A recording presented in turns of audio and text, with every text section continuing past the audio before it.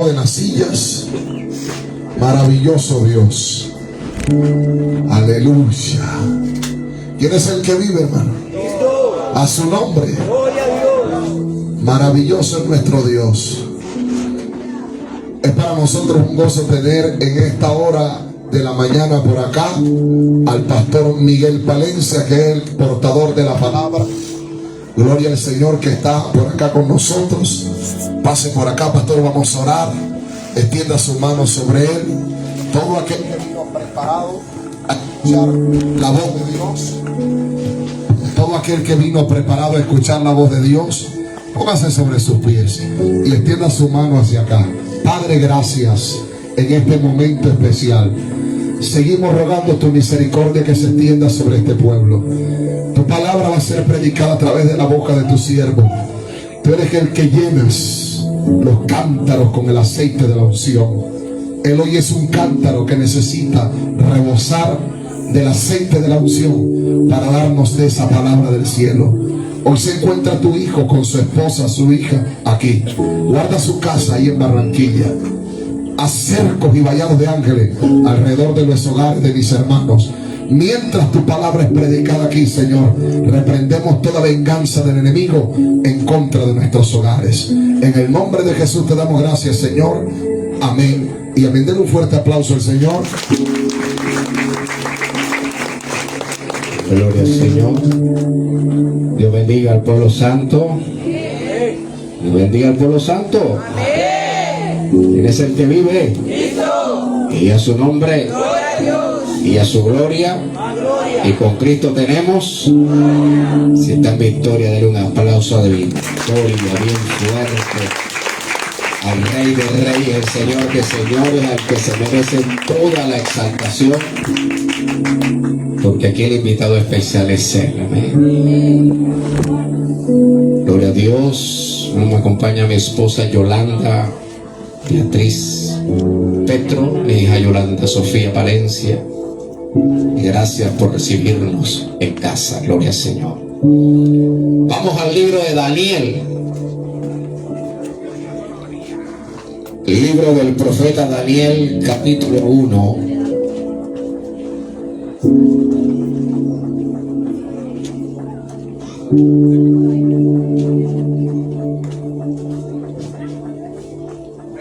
El libro del profeta Daniel. Él lo encuentra después de Ezequiel, lo que están comenzando, antes de Oseas. Lo encuentra entre Génesis y Apocalipsis, ahí lo encuentra. Búsquelo. Daniel, capítulo 1, verso 1 en adelante.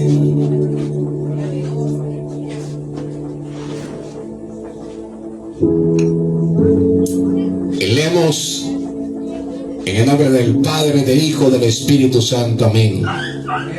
En el año tercero del reinado de Joacim, rey de Judá, vino Nabucodonosor, rey de Babilonia, a Jerusalén y la sitió.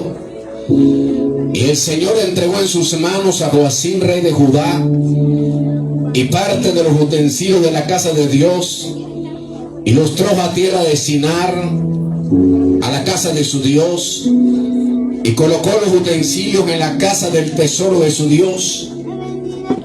Y dijo el rey Aspenaz, jefe de sus eunucos, que trajese de los hijos de Israel, el linaje real de los príncipes, muchachos en quienes no hubiese tacha alguna, de buen parecer, enseñados en toda sabiduría, sabios en ciencia y de buen entendimiento, idóneos para estar en el palacio del rey, y que les enseñase las letras y la lengua de los caldeos. Y le señaló el rey ración para cada día, de la provisión de la comida del rey y del vino que él bebía, y que los criase 3 años, para que al fin de ellos se presentasen delante del rey. Entre estos estaban Daniel, Ananías, Misael y Azarías, de los hijos de Judá. A estos el jefe de los eunucos puso nombre. Puso a Daniel Belsasar, a Ananías Cedrat, Misael, Mesac y Azarías, Abednego. Y Daniel propuso en su corazón no contaminarse con la porción de la comida del rey, ni con el vino que él bebía. Pidió por tanto al jefe de los eunucos que no se le obligase a contaminarse. Y puso Dios a Daniel en gracia, en buena voluntad con el jefe de los eunucos. Y dijo el jefe de los eunucos a Daniel: temo a mi señor el rey, que señaló vuestra comida y vuestra bebida. Pues luego que él vea vuestros rostros más pálidos que los de los muchachos, que son semejantes a vosotros, condenaréis para con el rey mi cabeza. Entonces dijo Daniel a Melzar, que estaba puesto por el jefe de los eunucos sobre Daniel, Ananías, y Misael y Azarías: te ruego que hagas la prueba con tus siervos por 10 días y nos den legumbres a comer y agua a beber. Compara luego nuestro rostro con los rostros de los muchachos que comen de la ración de la comida del rey, y haz después con tus siervos según veas. Consintió pues con ellos en esto y probó con ellos 10 días. Y al cabo de los 10 días pareció el rostro de ellos mejor y más robusto que el de los otros muchachos que comían de la porción de la comida del rey. Así pues Melzar se llevaba la porción de la comida de ellos y el vino que habían de beber, y les daba legumbres. Y a estos 4 muchachos Dios les dio conocimiento e inteligencia en todas las letras y ciencias. Y Daniel tuvo entendimiento en toda visión y sueños. Pasados pues los días, al fin de los cuales había dicho el rey que los trajesen, el jefe de los eunucos los trajo delante de Nabucodonosor, y el rey habló con ellos. Y no fueron hallados entre todos ellos otros como Daniel, Ananías, y Misael y Azarías. Así pues estuvieron delante del rey en todo asunto de sabiduría e inteligencia que el rey les consultó. Los halló 10 veces mejores que todos los magos y astrólogos que había en todo el reino. Y continuó Daniel hasta el año primero del rey Ciro. Dios bendiga su palabra. Siéntese, y el pastor habló. Oro por mí, por el mensaje. Gloria al Señor. Y quiero empalmar el mensaje del pastor que dio en la noche. Él hablaba del espíritu de Herodes, que quiere matar, destruir a los niños, destruir todo aquel que tenga un propósito con Dios. Mi esposa y yo vivimos eso en carne propia. Hace 22 años, si no me equivoco. Mi esposa me regaña si me equivoco. Me casé con mi esposa. El primer año pues no nos cuidamos, pero le pedimos a Dios: Señor, todavía no nos traigas familia, queremos conocernos más. Pero al año comenzamos a orar por nuestra descendencia, y pasó el segundo año y no apareció. Tercer año venían profecías, pero las profecías no se cumplían. 4 años, 5 años, ya mi esposa estaba sufriendo de depresión, porque ella veía a las demás hermanas que salían embarazadas y le decía: Señor, porque ella sí y yo no. 6 años, 7 años, hasta que tomé la decisión, me metí en 15 días de ayuno, y Dios reveló que había una maldición generacional. Se rompió la maldición y apareció mi hija. Mi esposa sale embarazada, y cuando empieza a ir a los controles ginecológicos, la ginecóloga dice: el feto está que se desprende. Mi esposa tuvo que durar los primeros 3 meses acostada con las piernas arriba para que el feto no se saliera, con una medicina especial. La doctora le dijo: usted nada más se va a bajar de la cama para ir al baño y regresa a la cama. Yo la tenía como hospital en casa, le llevaba la comida a la cama con tal de que la criatura no se saliera. O sea, el diablo no quería que naciera. Y superamos los 3 meses, ya se superó el peligro. Esposa hizo tremenda barriga. Nace la niña bien grande. La tenían programada para que naciera el 15 de enero. Pero se adelanta una semana antes. Mi esposa se le sube la presión, le da preeclampsia. La tengo que llevar de emergencia. Y la operan. La niña nace el 9 de enero. Yo no sé si fue voluntad de Dios, porque ella nació el 9 de enero, mi esposa cumple el 9 de septiembre, yo cumplo el 9 de octubre, somos la familia 9. Mi esposa dura 2 días hospitalizada, al fin sale. Comenzamos la crianza. Al mes vamos a un supermercado y nos encontramos con una profeta de Dios reconocida de Barranquilla, que también nos conoce. Le dijimos: sierva, mire, esta es la niña que Dios nos dio. Ella comenzó a orar por la niña y dijo: así dice el Señor, porque aquí les he dado profeta, pastora y salmista. Cuando uno le da una profecía, uno se goza por lo que escucha, ¿verdad? Pero hay un problema: el infierno y el diablo también escuchan. Y desde que Dios te da una profecía, por eso empiezas a sentir una persecución, porque el infierno tratará que esa profecía no se cumpla. Por eso tú dices: desde que me profetizaron tengo tanta lucha y tanta cosa. Y desde que le profetizaron a mis hijos han pasado por tantas cosas. Es porque el diablo no quiere que el propósito se cumpla. Pero la Biblia dice: aleluya, Dios cumplirá todo propósito en mí. Bendito sea el Señor, aleluya, a su nombre sea la gloria. Por sobre la cabeza del diablo esa profecía se va a cumplir.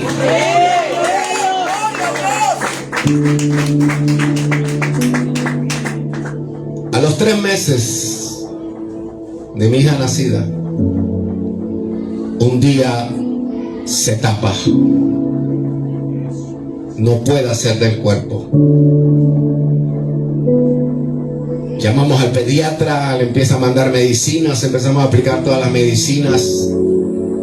La niña empezó a distendirse y tuvimos que llevarla de emergencia a la Clínica General del Norte. Duraron todo el día, desde la mañana hasta la noche, y no le hacían nada. Ni siquiera tomaban la ecografía.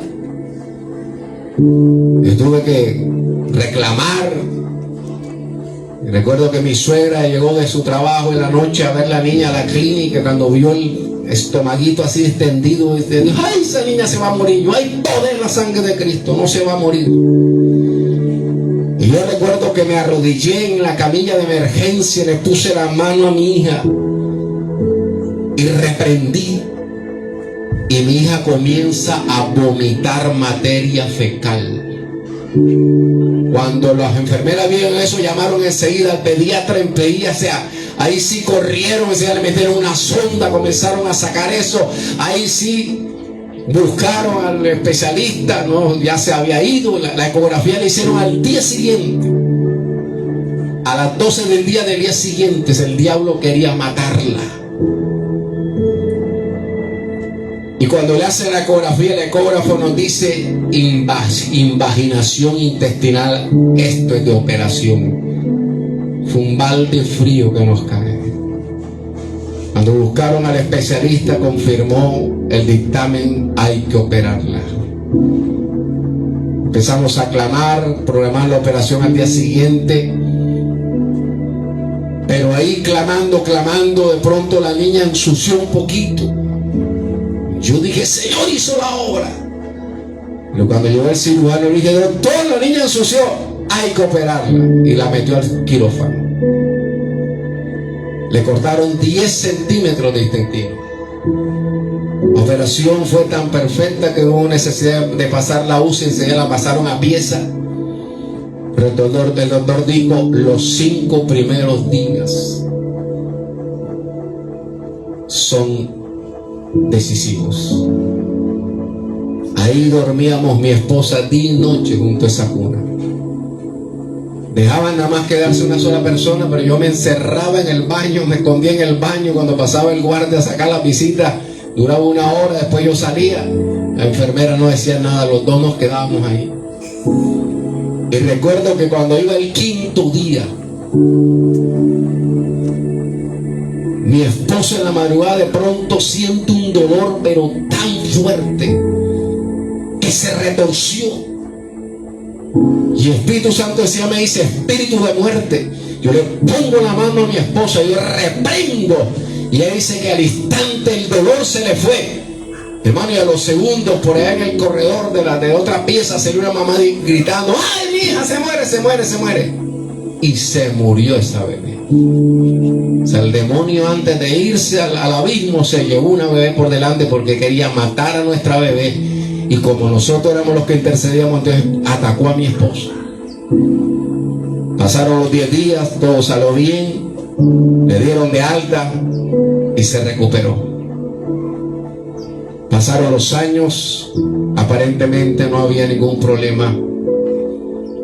Pero cuando mi hija tenía 11 años, hace 5 años, comienza otra vez el problema digestivo. Nuevamente se tapa, nuevamente comienza a distendirse. Le llevaron de emergencia al hospital que era por Paraíso, Niño Jesús, creo que está. En ese entonces, hermano, yo no tenía EPS. Tenía problemas económicos, no pude pagar la EPS, no nos habíamos pasado al CIPEN, estábamos en el aire. Llegamos a la niña ya, yo le dije: métanla yo pago lo que haya que pagar, si me toca vender el apartamento. Y empezaron a atenderle. De pronto una señora que estaba ahí atendiendo en la recepción me llamó: señor, venga acá, déme los datos de su hija, déme la tarjeta de identidad. Y me dijo: ya la metí en el CIPEN. Gloria a Dios. Dios comenzó a orar, hermano. Porque le aseguro, hermano, que me hubiera tocado vender el apartamento. 3 días ahí, especialistas tratando de que evacuara, no pudieron. Dicen: no, hay que remitirla a una clínica de alta complejidad porque hay que operar. Está obstruida, tiene una obstrucción intestinal. ¿Y a dónde salía la remisión? Para otro lugar. Diablo tratando de matarla. Hablamos con mi cuñado, que es abogado, tenía contacto en la alcaldía, al fin consiguió la remisión, llegó la remisión, la montaron en una ambulancia, nos llevaron una ambulancia a Adelita de Char, ya el quirófano en la de Char estaba listo. Llegamos allá, mi esposa entra con la niña, a mí me dejan afuera, todavía había tiempo de COVID, y la niña entra al quirófano enseguida. La operan, el cirujano dice que todo salió bien. Se le habían formado algo que se llama bridas, producto de la operación cuando tenía 3 meses. Las bridas cerraron el intestino y eso produjo la obstrucción. El doctor dijo a mi esposa: no, quite todas las bridas, todo salió bien. Nos fuimos a dormir a donde mi suegra, que mi esposa no soporta ver el apartamento, el cuarto de mi hija sola, porque no dejaban que nadie se quedara. Ella quedó en UCI. Al día siguiente temprano nos llaman y nos dicen, las visitas eran a las 11 de la mañana, pero nos llaman a las 7 de la mañana: véngase que algo está ocurriendo. Salimos volando. Llegamos allá, entramos a la UCI, yo corrí hasta el cubículo donde estaba mi hija, la vi respirando y está viva. Porque el diablo, cuando uno va en taxi así, el diablo empieza a decirte se murió. No te lo dijeron por teléfono, allá la vas a encontrar muerta. El diablo comienza a bombardearte. Llegué corriendo, la vi respirando, me dice el doctor, otra vez comenzó a distendirse, hay que operar otra vez, firme acá. Y vuelvo y firmo. Y la meten al quirófano otra vez. Resulta que el cirujano que había operado no se ha dado cuenta que había una parte del intestino ya necrosiado, o sea, ya estaba podrido, pegado a la vejiga, y por eso no lo vio. Entonces la cirujana que opera corta la parte necrosiada, otra vez pega el intestino y cierra otra vez. Nos explicó todo, ¿no? Hicimos esto, parece que todo salió bien. Y recuerdo algo, que un año antes de eso, yo había tenido un sueño donde yo estaba sentado afuera de una clínica, de un hospital. El hospital era amarillo y afuera habían bancas de cemento. Cuando yo estoy en el segundo día, que estoy afuera con mi esposa porque los dos nos sacaban, y estoy sentado en unas bancas de cemento, veo las bancas y el Señor me recuerda el sueño.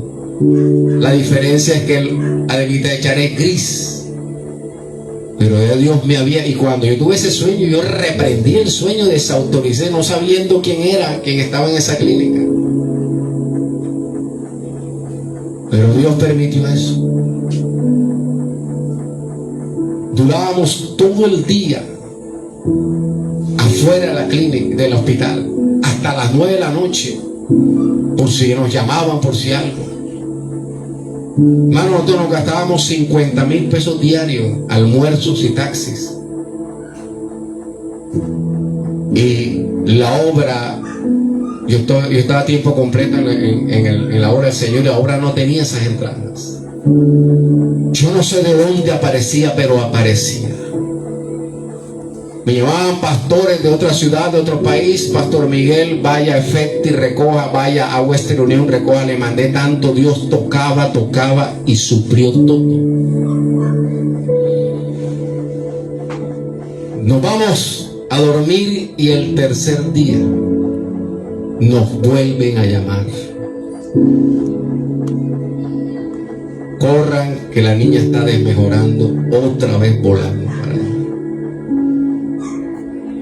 Nos dice el cirujano, no sé qué pasa, pero otra vez se está distendiendo. Dios mío. Nos quedamos allá afuera orando. A las 5 de la tarde nos vuelven a llamar. Me dice el cirujano, vamos a tomarle una radiografía. Ayúdenos a cargarla, hermano. Cuando la cargamos, ese estómago así, hermano. Dios sabe que yo no lloré para no afectar a mi hija, pero yo tenía un nudo en la garganta viendo ese estómago de mi hija. La cargamos entre los dos porque así en la radiografía tenía que hacer de pie, y le toman la radiografía. Nos quedamos ahí, nos permitieron estar ahí en UCI hasta que revelaron la radiografía, hasta que el cirujano tomara una decisión. A las 6 de la tarde el cirujano me dice, las plaquetas van en 700 y va para abajo, tengo que operar. Doctor, opere. Y Dios me permitía, hermano, orar por las manos de esos cirujanos. Ellos nos permitían orar, nosotros orábamos las manos de esos cirujanos antes que operaran. Y vuelvo y firmo. Y otra operación. Esa operación duró 5 horas, entró a las 7 de la noche, hermano, eran las 11 de la noche, todo el mundo nos llamaba. Pero ¿por qué se está demorando tanto? No sé, que estamos afuera.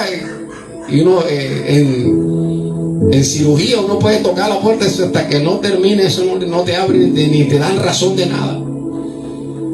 Y nosotros ahí, los míos, desesperados. Y el diablo, eso fue que se murió, por eso se habló tanto, te la van a entregar muerta, porque el diablo para entrar a la mente y atormentar es muy fácil. Y nosotros reprendiendo, hermano. Al fin sale la cirujana dijo, le dio peritonitis. Resulta que los puntos se habían soltado, había materia fecal todavía, la materia fecal infectó todo el sistema digestivo y el estómago estaba así, era lleno de pus. Dice que tuvieron que sacar todos los intestinos, los pusieron a un lado, lavaron los intestinos, lavaron la cavidad abdominal totalmente. Volvieron a meter los intestinos y la dejaron abierta. Dice, la niña está abierta todavía porque no podemos cerrar, porque tenemos que monitorear si no vuelve a infectarse. Ya le ponen una malla, hermano. Hay que esperar 3 días. Eran 3 días ayunando, orando y clamando, hermano.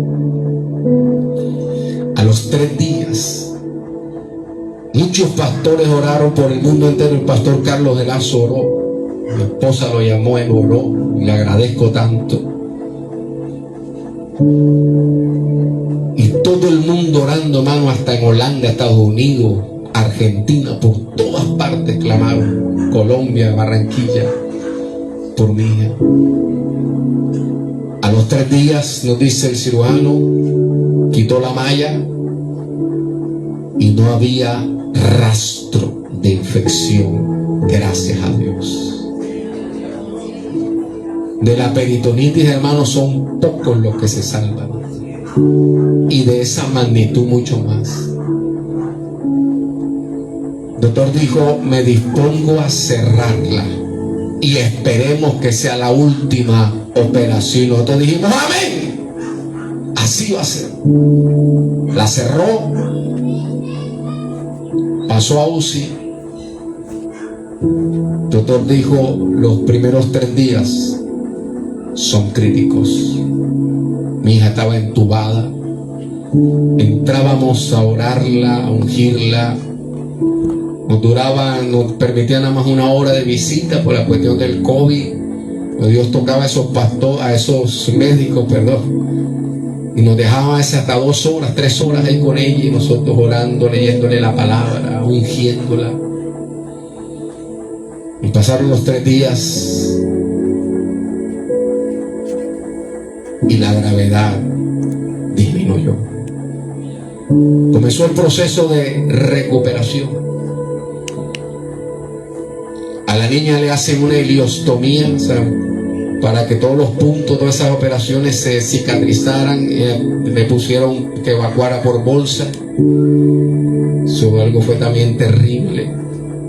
Cuando mi hija me dice, papá, me pusieron una bolsa, estoy evacuando, eso me partió el alma. Eso es algo bien fuerte, pero con tal de que se recuperara. Hermano, cuando está en UCI recuperándose, un día nos vuelven a llamar, vengan rápido, algo está pasando, y volamos otra vez. Llegamos corriendo. Igual corría al cubículo. Cuando llegaba al cubículo la veía respirando, yo respiraba. Dice el doctor, venga, hay un problema. La niña adquirió una bacteria y le dio neumonía. Me muestra la radiografía de los pulmones y uno de los pulmones está totalmente blanco y el otro en la parte de abajo comenzaba a hacerse blanco. Y me dice, tiene derrame pleural. Todo eso blanco que usted ve es agua. Tiene un derrame pleural y es una infección grave. Así que le vamos a hacer otra pequeña operación para meterle un tubo, sacarle el agua y atacarla con antibióticos fuertes, hermano. Una niña de 11 años, después de 4 operaciones, pinta de sangre, toda la operación, estaba muy débil. Otra vez se puso crítica. El diablo se la quería llevar, hermano. Yo recuerdo que el doctor nos dijo, pueden quedarse ahí con ella mientras viene la cirujana. Es una operación fácil, la vamos a hacer aquí mismo en UCI, pero se pueden quedar con ella hasta que venga. La cirujana estaba en otra operación, duró 2 horas. Ahí estuvimos ungiéndola y orando. Cuando llegó la cirujana nos sacaron, mi esposa se quedó ahí al lado de UCI, a mí me sacaron del hospital. Duró media hora. Cuando salió la cirujana, mi esposa estaba llorando y dice, mujer, ¿por qué lloras? Me hace tremenda pregunta. Dice la cirujana, pasó algo. Mi esposa se asustó, ¿qué pasó? Si no pasó algo bueno. Yo le hice la incisión, metimos el tubo y algo extraño, no cayó ni una gota de agua. Le hicimos otra vez la radiografía y mire, la tengo aquí en el celular y se la mostró a mi esposa. Dice, no entendemos qué pasó. El pulmón está negrito, no hay agua, no aparece agua.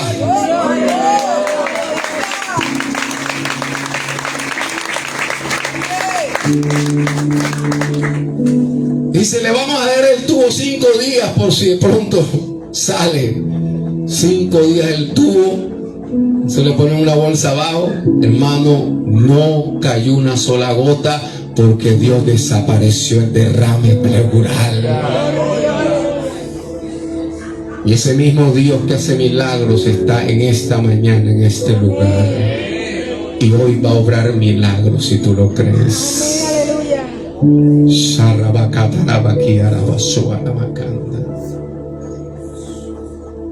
22 días duró mi hija en el UCI. Cuando la bajaron a pies, hermano, eso fue una victoria grande. A mí no se me olvida que el primer día que estaba en pieza entró la aseadora a hacer el aseo a la pieza. Y cuando vio a mi hija gritó, ¡ay! ¡Se salvó! Bueno, porque el comentario en UCI de todas las enfermeras y médicos, hermano, era que mi hija no aguantaba. Era pronóstico reservado. Pero tenemos un Dios que cambia los pronósticos y cambia los diagnósticos.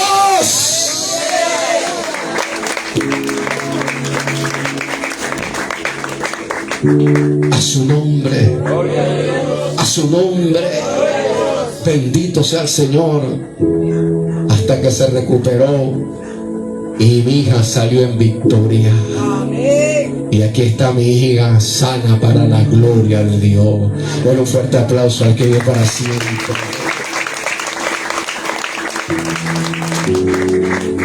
Por eso te preguntas, ¿por qué tanta lucha con mis hijos? Porque hay otro espíritu que ataca a la familia. Y es el espíritu babilónico. Por eso leí Daniel.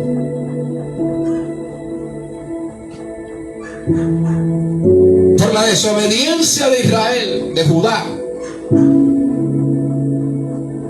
Dios permite que el imperio babilónico los sitie durante 2 años y entre y los conquiste. Y llevan a Judá cautivo hasta Babilonia.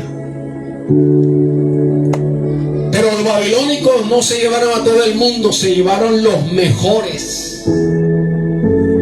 Especialmente los jóvenes que estaban más preparados. Y entre todos esos jóvenes iba Daniel y sus 3 amigos. Y el propósito del rey Nabucodonosor era prepararlos durante 1 año para que sirvieran en el palacio, pero él iba a escoger a los mejores de todos ellos. Así que a Daniel y sus amigos le enseñaron las costumbres, las letras y el idioma de Babilonia. Y les tocaba comer de la misma comida que comía el rey. Pero el problema es que la comida que comía el rey Nabucodonosor era comida dedicada a sus ídolos. Y Daniel no podía contaminarse con eso. Así que Daniel habla con el jefe de los eunucos que había sido asignado para que los cuidaran. Y le dice: nosotros no vamos a comer esa comida. Y el jefe de los eunucos dijo: si usted no se la come y el rey ve que ustedes están débiles, a mí me vuelan la cabeza.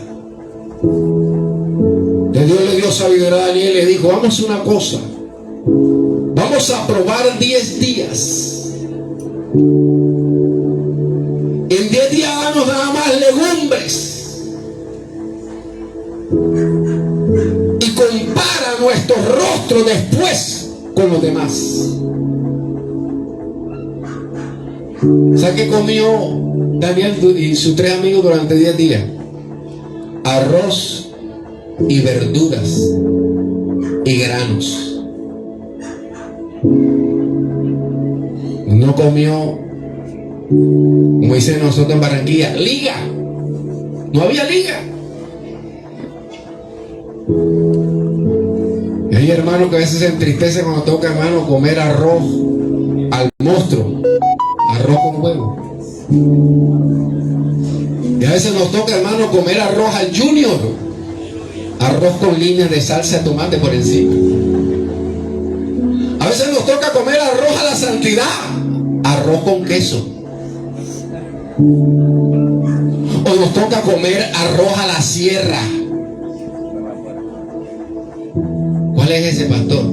Cuando hay arroz solo y el marido le dice a la esposa: mía, cierra la puerta para que el vecino no se dé cuenta. Pero así se hace arroz al monstruo, al junior, a la santidad o a la sierra. Si tú le oras a Dios que Dios ponga las proteínas, las pone proteína y pone vitamina. Bendito sea el Señor, a su nombre sea la gloria.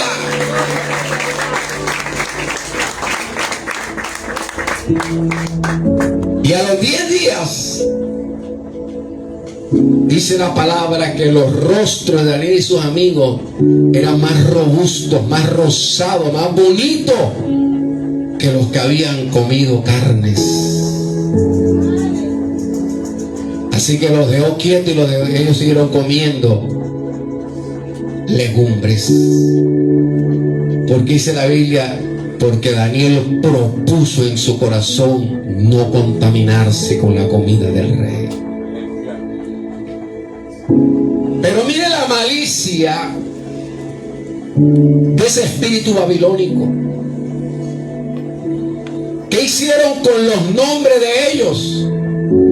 ¿Se los qué? Se los cambiaron. El nombre de Daniel en hebreo significa Dios es mi juez. Y le pusieron Belsasar, que significa Bel protege su vida. Y Bel es un demonio, un ídolo de ellos. Era un ídolo de ellos. Ananías en hebreo significa Dios ha sido misericordioso. Y le pusieron Sadrach, que significa siervo de Acú, otro dios babilónico. A Misael, que en hebreo significa ¿quién es como Dios?, le pusieron Mesach, que significa ¿quién es como Acú? A Azarías, que significa Jehová es mi ayuda, le pusieron Abednego, que significa siervo de Nabú, otro dios babilonio. O sea, ¿cuál fue la intención de ese espíritu babilónico? Cambiarles ¿qué? La identidad.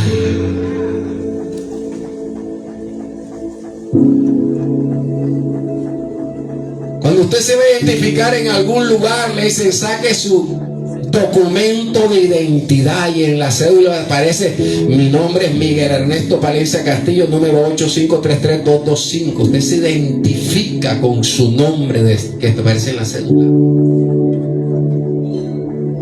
Por eso ese espíritu babilónico, y Babilonia significa ¿qué? Confusión. está atacando a nuestros hijos para confundirlos y pierdan su identidad como cristianos.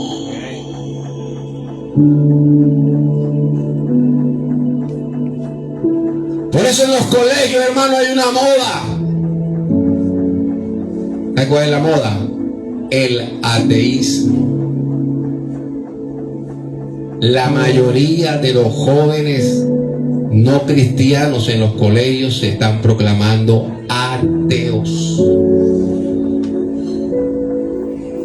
Mi hija estudiaba en un colegio cerca a donde yo vivo en Campo Alegre. Lo tenía en un colegio que se llama Jorge Isaac, buenísimo. Pequeño, pero un nivel académico excelente, hermano.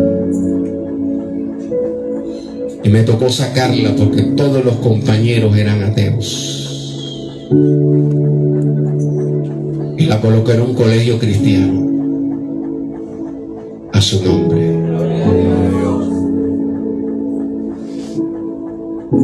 Por eso nuestros hijos los tratan de confundir en el colegio. Por ejemplo, una de sus luchas es cuando empiezan a enseñarle que el hombre viene del mono.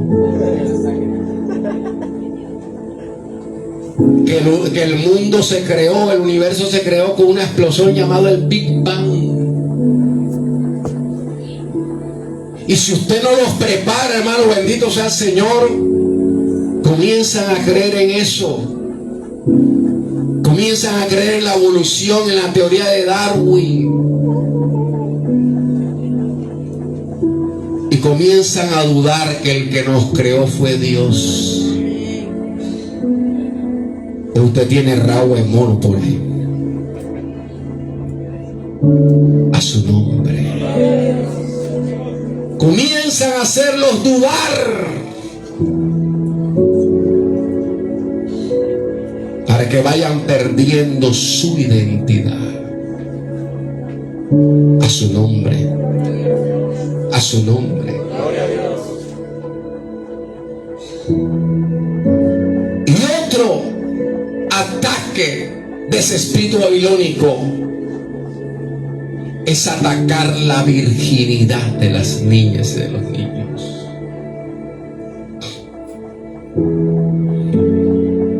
Los hermanos que estamos en el 5º y 6º piso, que tenemos 50 o 60 años, no sé cuántos se acuerdan de una película que se llamó Gris, que en español era Brillantina, con el famoso actor John Travolta y una mona llamada Olivia Newton-John. Yo era un adolescente en esa época. Entonces los adolescentes, cuando esa película salió, hermano, todos queríamos parecernos a John Travolta. Teníamos medio crecer un poquito el cabello y nos aprendíamos los pases de John Travolta. Pero esa película, hermano, hizo un daño en Latinoamérica tan tremendo. Porque la historia de esa película, ¿sabe cuál es? Que una joven australiana, que la representaba Olivia Newton-John, una actriz que ganó Óscares, llegaba a los Estados Unidos. Su familia se mudaba a los Estados Unidos. Y ella llega con una formación puritana, una formación pura, recta, aunque no era cristiana, no era evangélica, pero llega virgen a Estados Unidos. Y al colegio donde llega, hermano, todas sus compañeras ya habían perdido la virginidad. Y todo el trama de la película es el bullying que le hacen a esa jovencita para que pierda la virginidad. A ella le gustaba un muchacho que era John Travolta.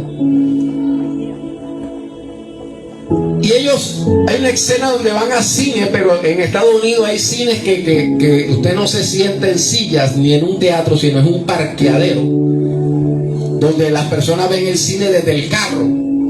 y una pantalla gigantísima.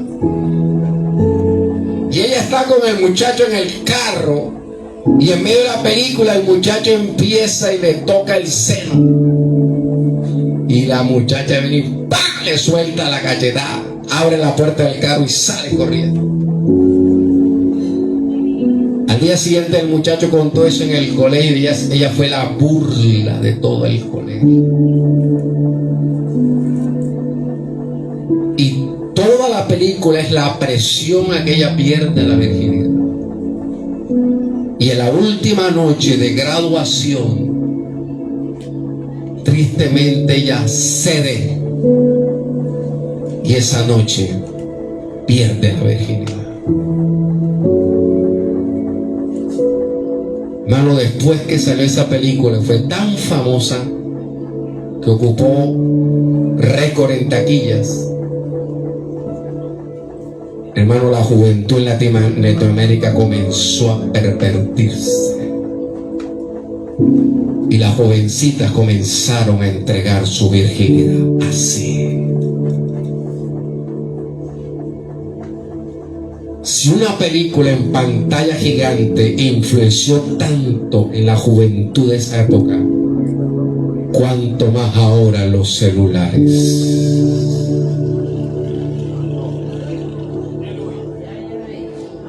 Papá, mamá, ¿ves tú lo que tus hijos ven en los celulares? ¿Supervisas lo que ellos ven?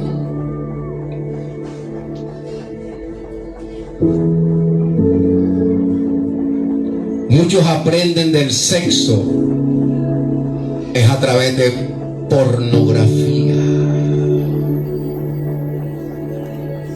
Y la pornografía es una mala enseñanza del sexo.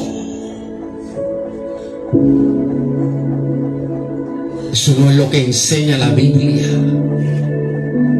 Porque hay papás y mamás que a veces nos da vergüenza hablar de ese tema con los hijos. Pero hay que hablarlos. Y hay que enseñarle las cosas como son. No como el diablo las pinta a su nombre. Por eso hay una juventud confundida por ese espíritu. Por eso hay una juventud que se está pervirtiendo. Por eso las estadísticas, hermano, bendito sea el Señor, actuales son tan tristes, hermano.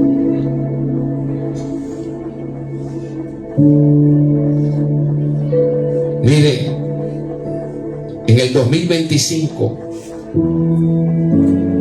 34,000 niñas dieron a luz como madres solteras en Colombia.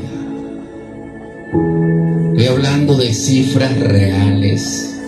Y eso es. Esas fueron las que fueron registradas. 80,000 niñas en el 2025 abortaron.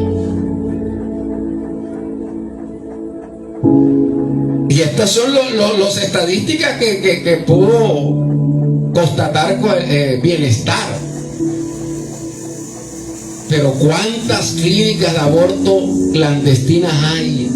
O sea, esa no es la cifra real, hermano. Eso es lo que registra el Bienestar Familiar. 15,214 casos de VIH. Porque dile al jovencito que tiene cerca, dile, pégale el nombre y dice, el SIDA todavía da. Pégale. Díceselo. Todavía mata.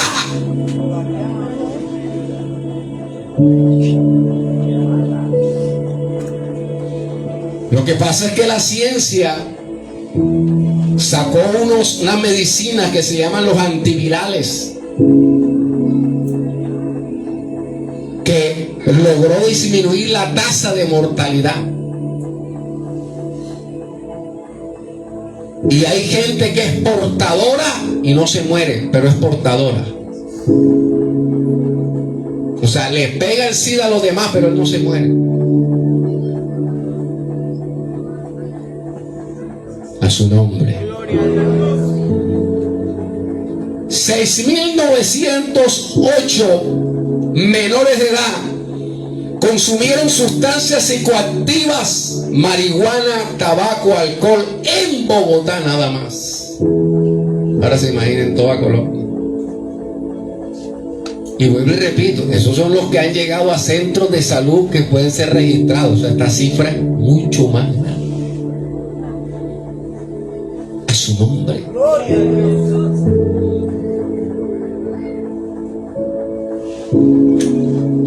12.000 niñas y niños, entre niñas y niños, en el 2025 fueron violados en Colombia.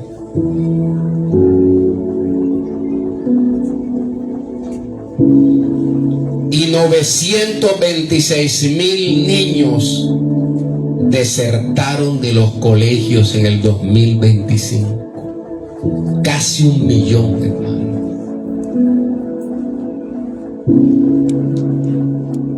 ¿De quién es la culpa de todo esto? De nosotros los padres.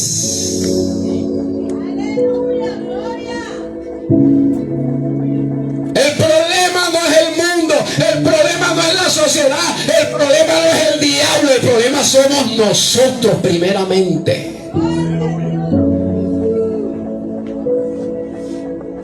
Porque cometemos el error más grande, sobre todo los papás, que creemos que darle techo, comida, vestido y educación, con eso cumplimos como papá. Y eso es una parte, pero la más importante es la parte afectiva y emocional de tus hijos.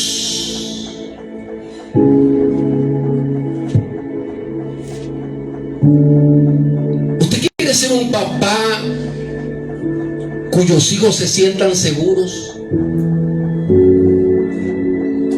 ¿Usted quiere ser un papá que la primera relación sexual de sus hijos sea en el matrimonio?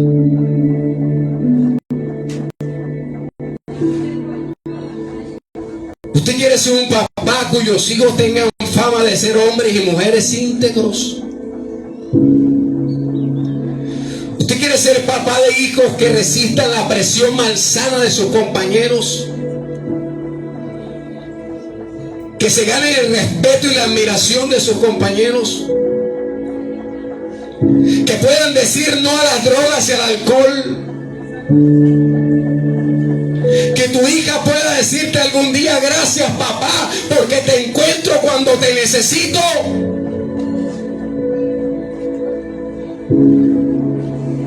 Que tus hijos se puedan acercarte y decir: papá, tengo este problema y necesito tu consejo.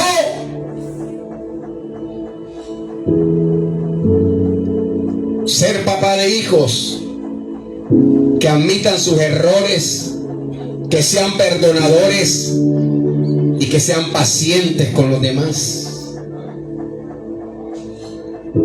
Que tengas hijos que te digan: quiero casarme con alguien que sea como tu papá. A su nombre. ¿Usted quiere tener hijos así? Pues no sea un papá ausente.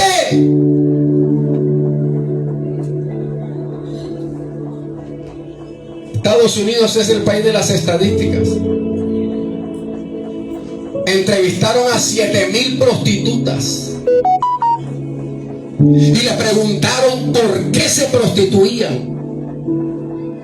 ¿Y sabe qué contestaron el 90%? Porque tuve un papá ausente.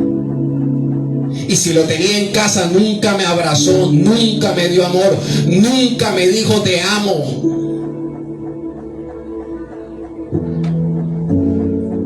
por eso nos acostamos con los hombres buscando abrazo y afecto. A su nombre. Porque hay hijas que cambian de novio como cambiar de pantaleta.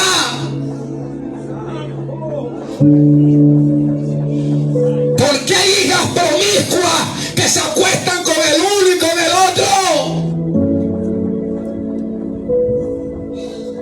Porque los hijos van a buscar allá afuera lo que no encuentran en casa.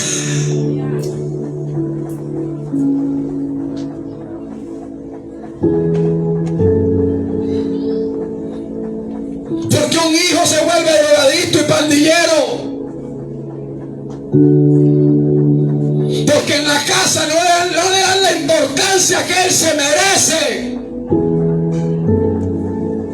Pero el de la pandilla le dice: tú eres mi pana, tú eres mi amigo, tú eres mi llave, venga que usted es importante para nosotros. Y él se siente importante en la pandilla.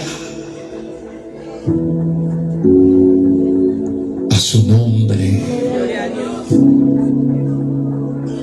Porque papá ausente no solamente es el que se va de la casa y abandona el hogar. Hay papás que están dentro de la casa, pero son ausentes afectivamente, porque nunca abrazan a sus hijos, nunca le dicen un te amo, nunca lo cargan en las piernas, nunca juegan con ellos, nunca le dedican tiempo.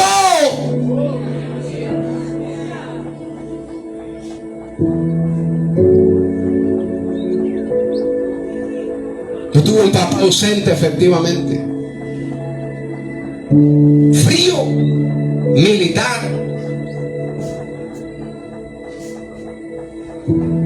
Él era abogado, pero él prestó el servicio militar, pero eso lo cogió fue a pecho. Nos dio de todo. Yo no me quedo de mi papá, me dio de todo. Pero nunca nos abrazó, nunca me dijo te amo. Yo recuerdo una vez estaba jugando con mis hermanos afuera en la calle, fútbol. Y iba mi papá en su carro del trabajo, lo parqueó, se bajó y de pronto yo no sé qué mosca le picó. Se metió con nosotros a jugar, hermano, y comenzó a patear con nosotros. Y yo estaba más feliz que cachaco en playa, hermano.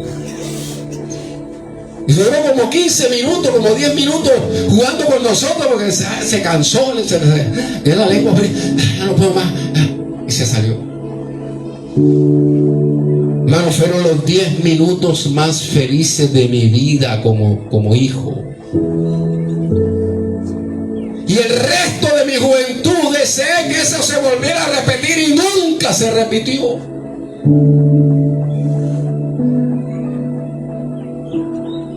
Porque a veces creemos, hermano, que si me toca, hermano, a mí me tocaba por mi hija tirarme en el piso y jugar al té con ella, y ella en su estufita de juguete hacía el té, me da, toma papá, y ella jugaba con muñecas. Ella ponía su muñeca y me invitaba al té, y yo ahí me sentaba en el piso, hermano. Eso me quitó autoridad de papá, no. Eso me quitó masculinidad, no el Señor. Eso produjo bendiciones para mi hija. A su nombre.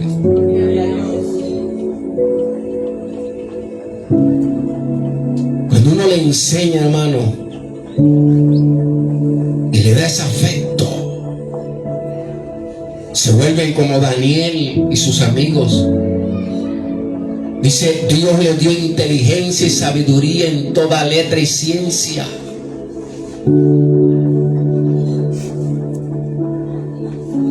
Y no es por sentirme vanaglorioso en esta hora, pero mi hija siempre ocupa los primeros puestos en el colegio. Ha sido la envidia de sus compañeros en ese aspecto. Porque ¿sabe qué? Hay papás que cuando la hija del hijo le va mal en el colegio, lo primero que le dicen es: ¡cabeza de balín! ¡Bruto! Y esa es la más suave que le gritan. Oye, lo estás atando. Lo estás maldiciendo.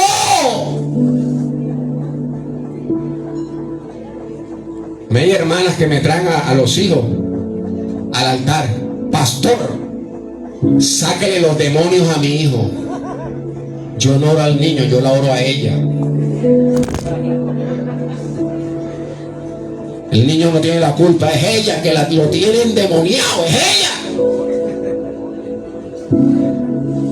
Pastor, mi hijo es un diablo. No, la diabla es usted,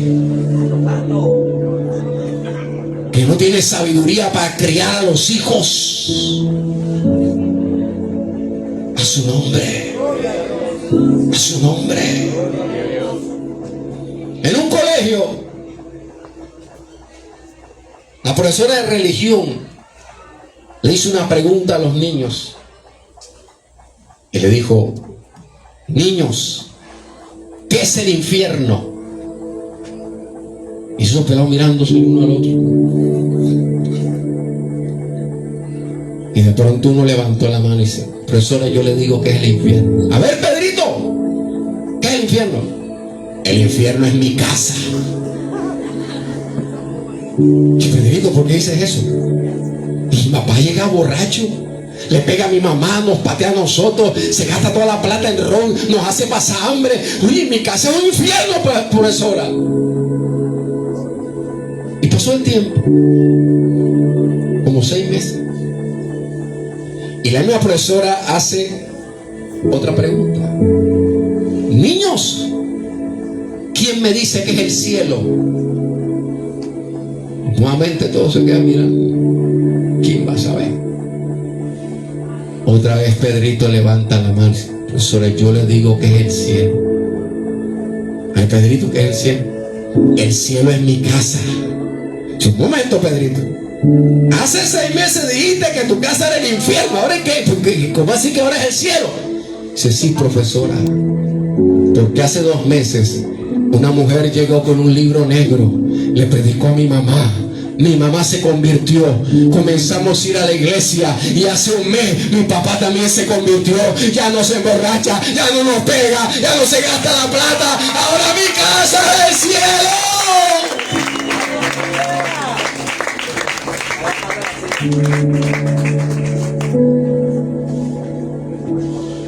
Y Dios quiere que tu casa sea el cielo. Dios quiere que en tu casa habite la presencia de Dios. Y Dios es amor.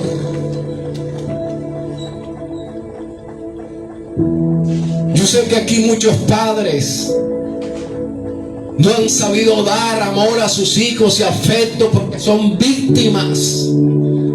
Porque sus padres también fueron fríos, fueron ausentes. Bendito sea el Señor. Y nadie da lo que no tiene.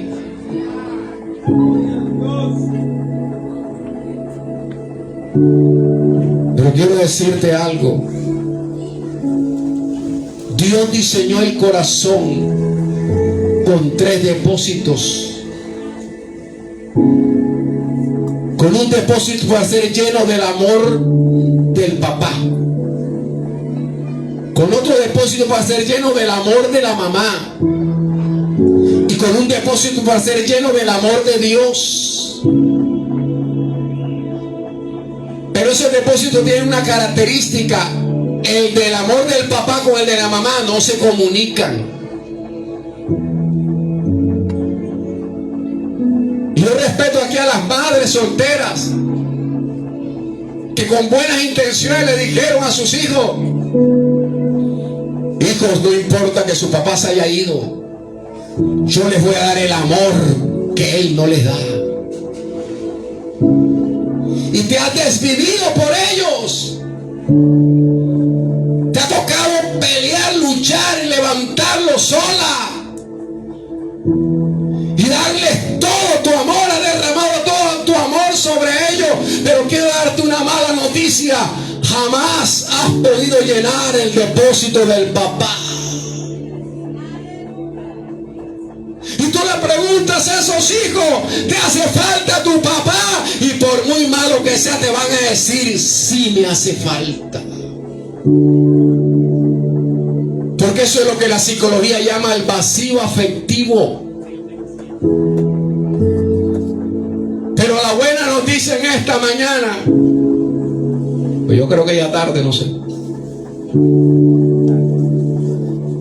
es que el depósito del amor de Dios sí se comunica con el del papá y el de la mamá. Y cuando, aleluya, un corazón acepta a Cristo y deja que el Espíritu Santo llene ese corazón con su amor, llena el depósito del amor de Dios, pero también llena los vacíos afectivos que dejó papá o que dejó mamá. Bendito sea el Señor, porque la Biblia dice: aunque padre y madre me dejare, con todo Jehová me recogerá.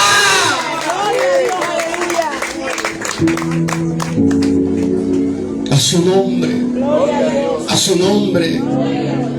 ¿Y sabe cuál es el problema de los hijos?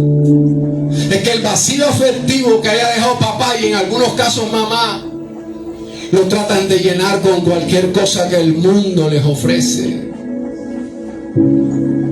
Los llenas con alcohol, con fiesta, con droga, con sexo ilícito, con toda la porquería que el diablo les ofrece. ¿Usted no ha visto las parejas de una niña de 17 años, 18 años con un cipote viejo? ¿La ha visto?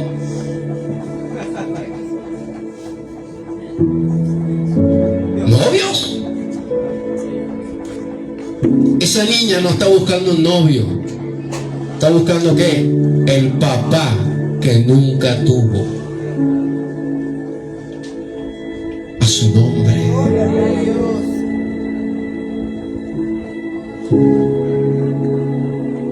Mira, hace muchos años una pastora en Cartagena me llama. Dice: Pastor Miguel, quiero invitarlo a que nos predique un campamento de adolescentes. Yo le predico a la gente grande, hermano, pero con niños eso se lo dejo a mi esposa. Yo no sé predicarle a niños. Yo iba a decir que no, y el Espíritu Santo me hizo que yo dijera que sí, sí. Y después que dije que sí, ¿en qué lío me metí? Pero mi esposa es maestra de escuela dominical desde los 12 años. Yo le dije: necesito que me haga un curso intensivo de maestro de escuela dominical. Ahí empezó a enseñarme: tienes que predicar cortico. ¿Qué me pidió, Dios mío? Algo muy fuerte. Bueno, preparé los mensajes lo más corto que yo pude. Hice un esfuerzo sobrehumano. Y fue al campamento. Y la primera noche prediqué sobre el resentimiento. 20 minutos. Lo logré, pero lo pude hacer. Pero cuando comienzo a ministrar, hermano, eso fue un mar de lágrimas en esos adolescentes. El Espíritu Santo ministrando todos resentidos. Y una niña de esa cae al piso y comienza a llorar, pero a dar grito. Y eran las 11 de la noche, hermano, y esa niña, ya todo el mundo se había ido, todos los niños se habían ido, y esa niña todavía dando grito. Y la maestra de escuela dominical, el pastor, y déjela, que el Espíritu Santo la está ministrando, déjela. Hasta que al fin se reincorporó. Me le acerqué, le dije: vamos a sentarnos en esa banca. ¿Quieres hablar? Me dijo: sí.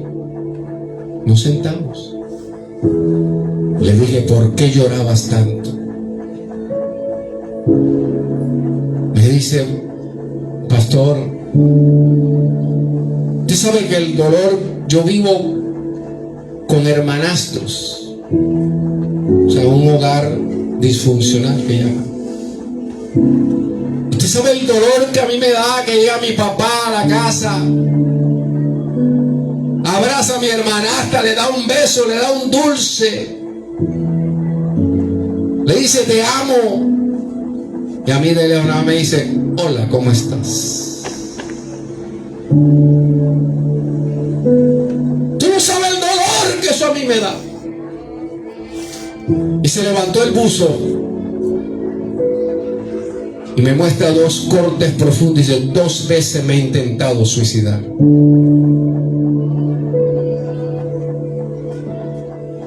¿Sabe quién era esa niña? La hija de un diácono de esa iglesia.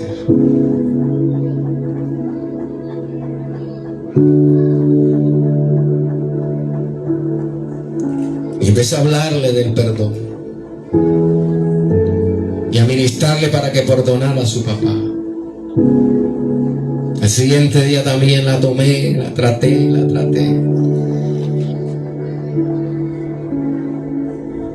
Al cuarto día del campamento, cuando ministramos, ya no cayó al piso gritando.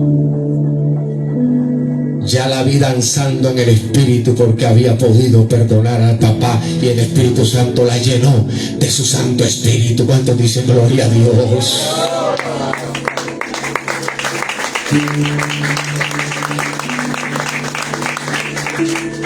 Hoy es una ministra alabanza de esa iglesia.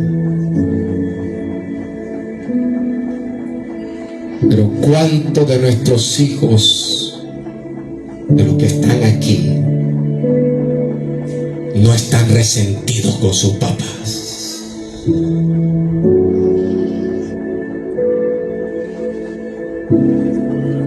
Y eso está destruyendo la familia.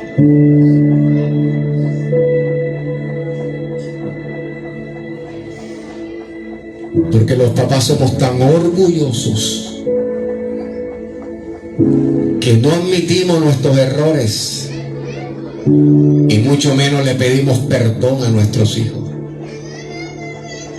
porque creemos que nos vamos a rebajar. Pero papá y mamá, en esta hora te digo, si quieres salvar tu familia, tus hijos, si es necesario pedir perdón, pídale perdón a sus hijos.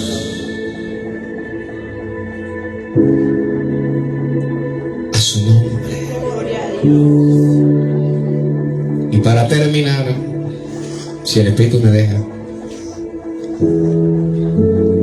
los muchachos, para tomar decisiones, la toman por 2 maneras: por el corazón o por los pensamientos. Cuando una jovencita se le acerca a su amiga y le dice: fulana, a mí me gusta el hermano Pepito, ¿cuál es el consejo que le da la amiga? Ay, amiga, haz lo que te dicte el corazón.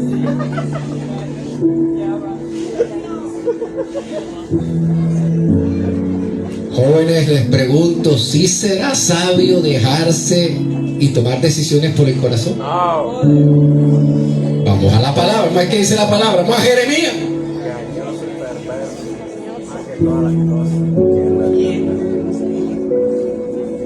Jeremías 17.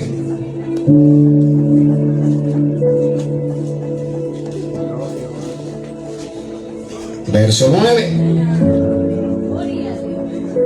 Dice: engañoso es el corazón más que todas las cosas y perverso. ¿Quién lo conocerá? Entonces, jovencito, jovencita, ¿es bueno guiarte por el corazón? Queda la otra acción: los pensamientos. Y vamos al libro de Proverbios, capítulo 16.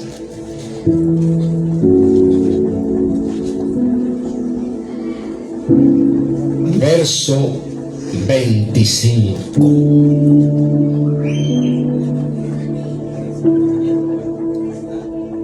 Porque cuando un jovencito va a tomar una decisión, tiene que pensar, tiene que pensar en los pros y los contras. Dice, hay camino que parece derecho al hombre, pero su fin es camino de muerte. Joven, hay pensamientos que tú dices, eso es bueno, esa muchacha me conviene. Pero puede ser tu degolladero a su nombre.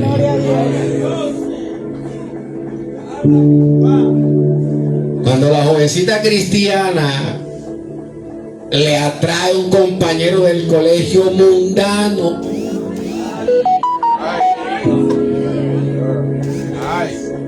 entonces piensa y dice, me lo voy a ganar para Cristo. ¿Para Cristo o para Cristina?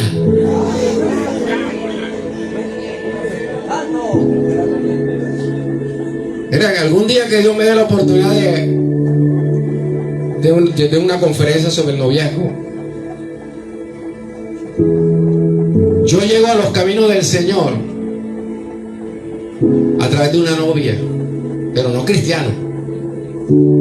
La mamá de ella fue la que me ganó para Cristo, pero ella nunca se convirtió. Yo me convertí. La mamá me predica, yo me convierto y ella no. Pero yo estaba enamorado de ella. Como dicen por ello, estaba tragado. Y duré 3 años en esa lucha entre el amor de Dios y el amor de esa muchacha. Y como la mamá era cristiana, ella se sabía los coros. Y como vio que yo me convertí, entonces los domingos me acompañaba a la iglesia. De lunes a sábado usaba minifalda y mochito. El domingo iba a la iglesia con vestido largo. Y yo iba a la iglesia con ella. Y ella cantaba los coritos porque, oye, escucha a la mamá y ella se los aprendía y los cantaba. Yo decía, Señor, mira, te está cantando. Y Dios me hablaba y me decía, de labios me honra, pero su corazón está lejos de mí.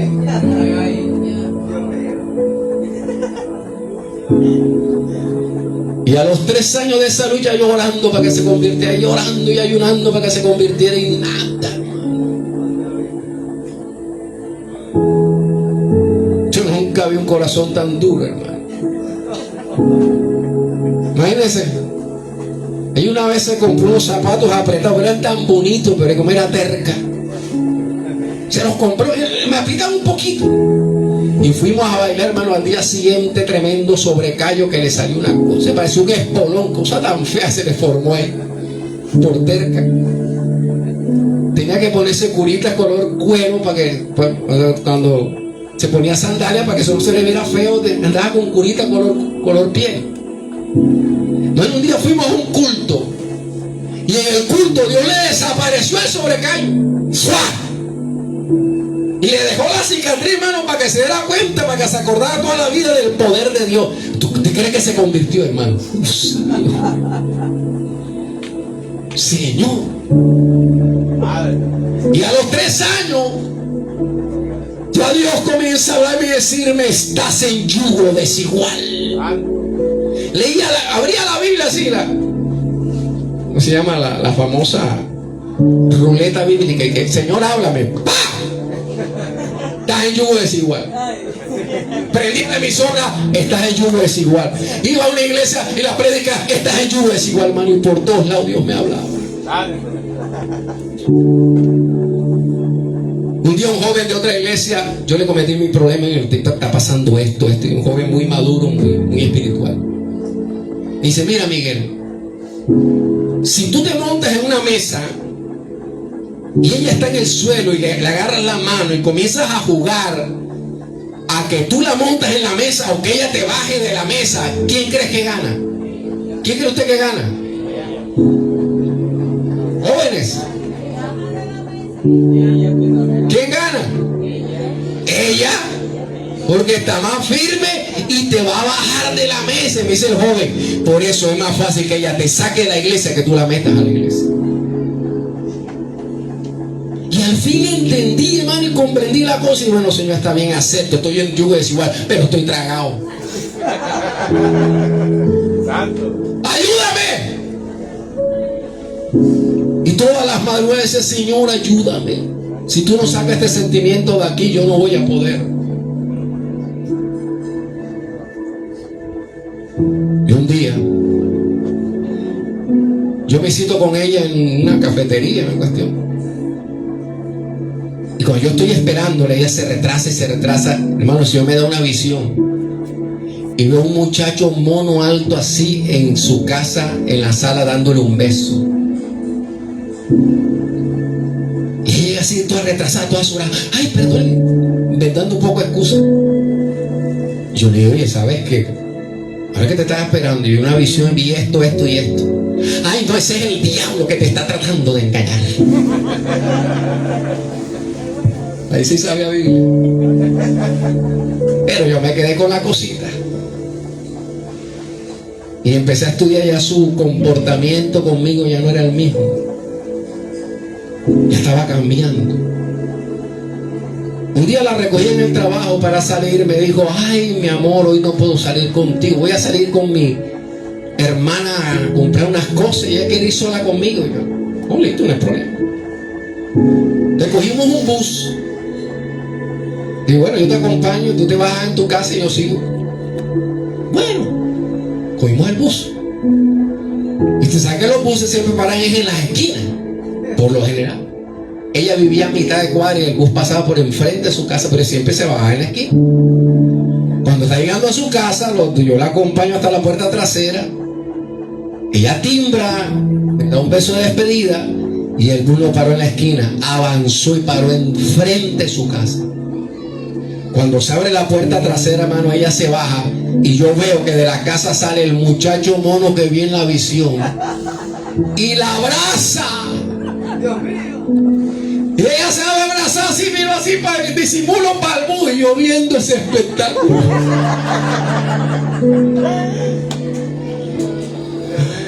Y arrancó el bus. Me acuerdo, era miércoles, había culto en la iglesia. 30 de diciembre, imagínense usted. Yo me fui para el culto, llegué al culto, estaba en las adoraciones, yo levanté la mano y empecé a darle gracias a Dios, pero a llorar como una Magdalena. Y los hermanos que me miraban y que, uy, cómo le está tocando el espíritu. Yo sobre todo.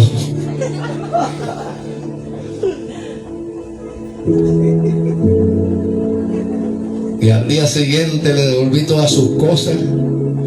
Teníamos hasta una cuenta en común porque que nos íbamos a casar. Saqué la plata, le di la mitad y se la llevé. Coge tus cosas, coge tu plata y hasta aquí se acabó. No, pero ven, vamos a hablar. ¿Qué vamos a hablar? Y que no. Ya no hay nada que hablar. Y yo le dije, Señor, yo te pedí ayuda, pero tampoco tan fuerte.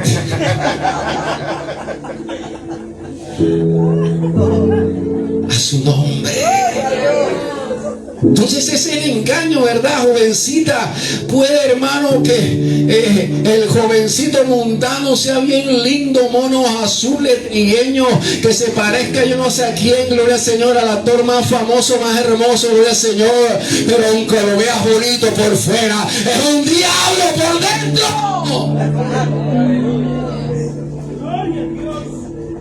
A su nombre.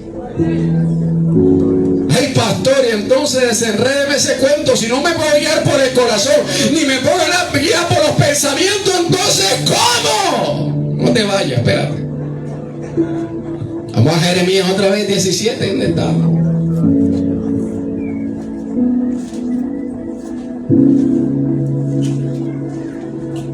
Gloria al Señor.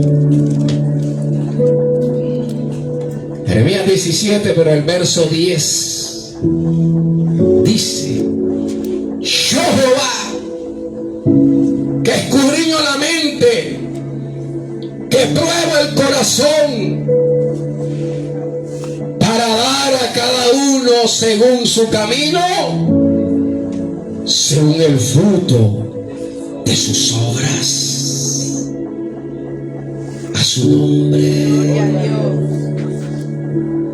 jovencito, jovencita, no es por lo que tú sientas en el corazón, bendito sea el Señor, es por lo que Dios te diga.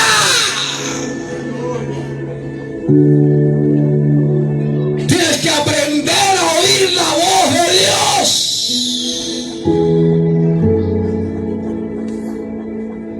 Y por los pensamientos, bueno, vamos a la palabra también. Isaías capítulo 55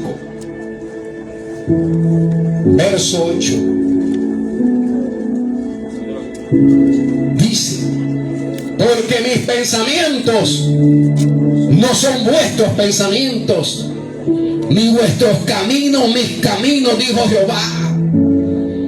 Como son más altos los cielos que la tierra, así son mis caminos más altos que vuestros caminos, y mis pensamientos más que vuestros pensamientos.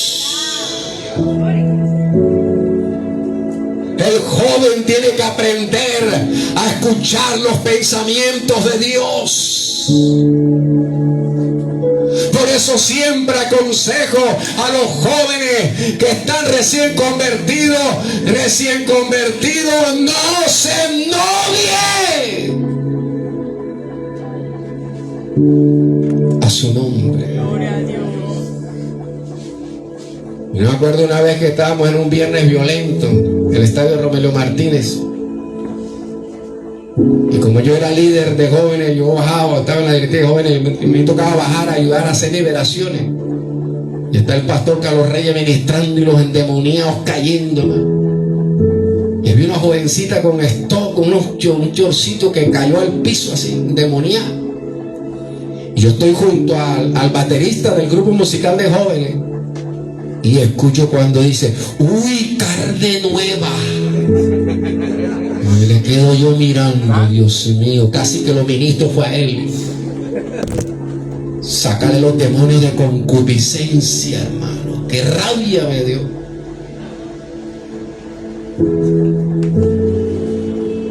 El joven no se puede noviar hasta que no desarrolle algo en su espíritu que se llama percepción espiritual.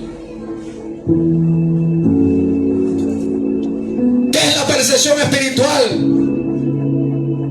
Es el órgano de nuestro espíritu que escucha la voz de Dios. A su nombre.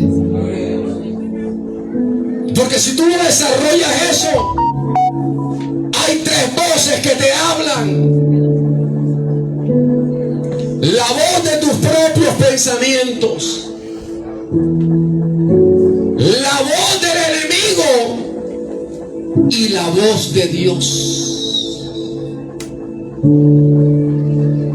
Y si tú eres un inmaduro espiritual, si tú todavía no has desarrollado eso, el enemigo te va a confundir. Y volvemos al espíritu babilónico de confusión.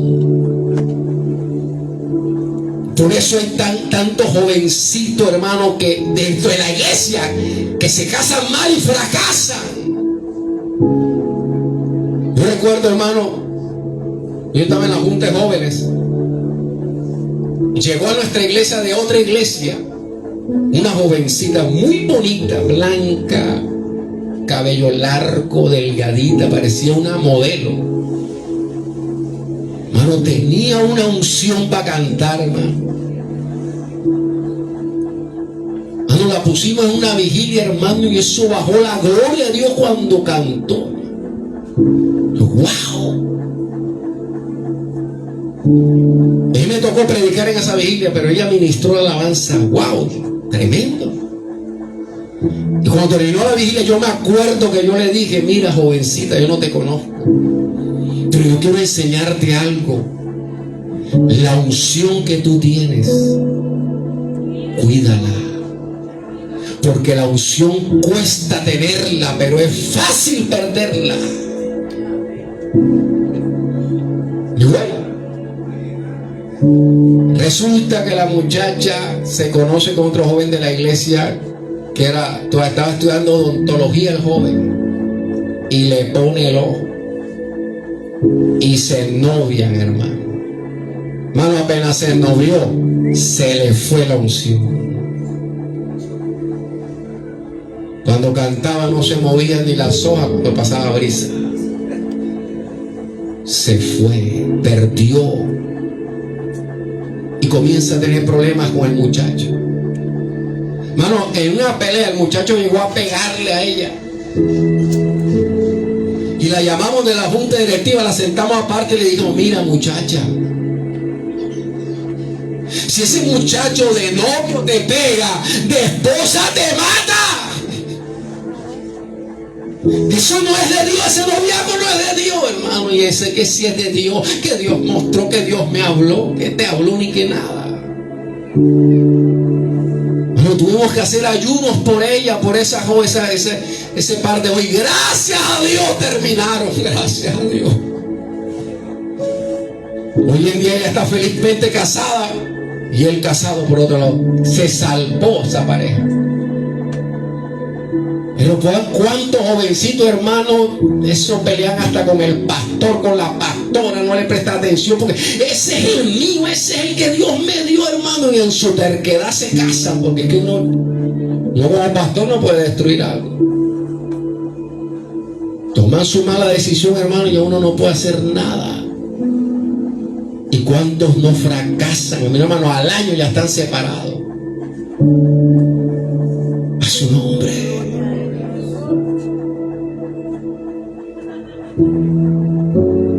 Y ya para terminar así, cuando comienza un noviazgo, los jóvenes en la iglesia empiezan a poner señales, la enseñanza de Gedeón, del vellón. Una vez una jovencita se arrodilló en la iglesia y dijo: Señor, el varón que tú tienes para mí, que venga de pantalón negro y camisa roja y corbata negra. Cuando se levantó, hermano, había un varón, un joven con pantalón negro, camisa roja, corbata negra, hermano, pero era negrito. Y cuando ¡ay, poder así! Esas no son señales. Hay otra joven que dice: Señor, si ese es, que esta noche el sol, que esta noche la luna se vuelva roja y el sol se oscurezca. Imagínate, está adelantando el rapto. A su nombre. ¿Y sabe qué pasa con las señales? Las señales se te pueden cumplir. Dios sabe cuántas señales no puse yo con mi esposo. Y se cumplían. Pero la señal tiene un problema: no te da confianza, aunque se cumpla. ¿Cuál es la señal inequívoca? Joven, vamos a Romanos, y con este versículo termino.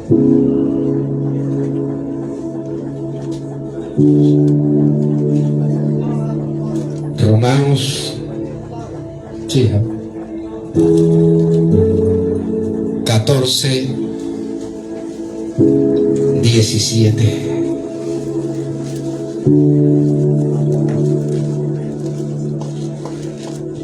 Romanos 14, 17.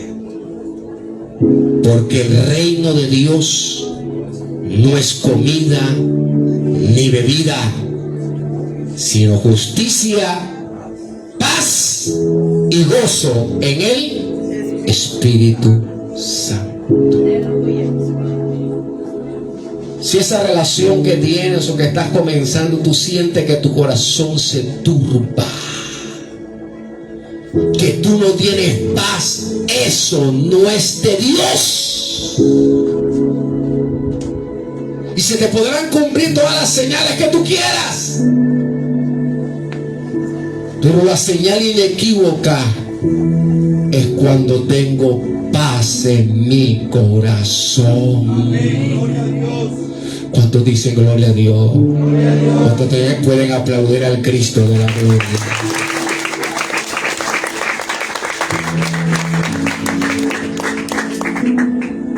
Póngase de pie.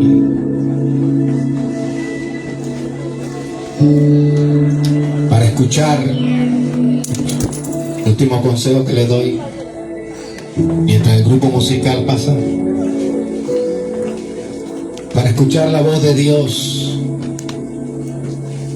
uno de los requisitos es ser lleno del Espíritu Santo. Por eso los coordinadores, cada vez que están coordinando un culto, han dicho lo mismo: no venga a este campamento a perder el tiempo, venga a buscar a Dios. Aleluya. Venga a buscar a Dios, a llenarse del Espíritu Santo.